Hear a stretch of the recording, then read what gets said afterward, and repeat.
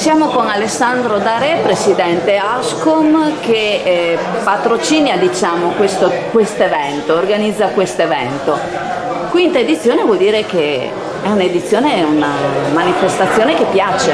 Sì, è una manifestazione che piace, che cresce, che sta aumentando anche di spessore, molti artisti anche da fuori vengono e una grande soddisfazione quest'anno l'abbiamo avuta perché abbiamo avuto anche il patrocinio dalla regione e quindi vuol dire che stiamo crescendo.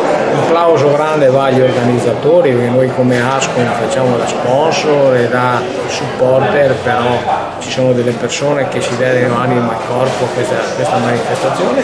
Noi lavoriamo a fare crescere sempre di più e coinvolgere, siamo partiti da Chioggia Riva Bene i suoi colori e vorremmo farla diventare Chioggia i suoi colori in modo che farla diventare una kermesse molto importante, ecco, quello sì.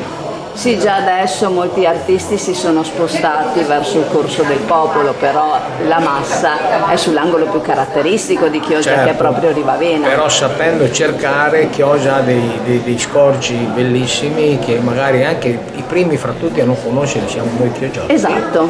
E io ogni volta che faccio una camminata in mezzo alle rive, in mezzo alle calli, vedo dei scorci bellissimi che non me ne ero mai accorto, anche se è una vita che lavoro a Chioggia. Diciamo che questa manifestazione può aiutare a far conoscere anche ai chioggiotti la propria città. Certo, e soprattutto è una crescita culturale della nostra città, che Chioggia ha sempre avuto e tu lo sai, ha sempre avuto una scuola di pittori importanti che negli ultimi tempi era andata un po' scemando e l'intento nostro è anche quello di far ricrescere i giovani, che ce ne abbiamo tanti e di bravi, farli valorizzare per quello che valgono. Infatti anche in questa edizione hanno partecipato 2 ragazze giovanissime. Ho visto, mi fa molto piacere, quindi questo è importante, ricoinvolgere i chiogiotti alla cultura.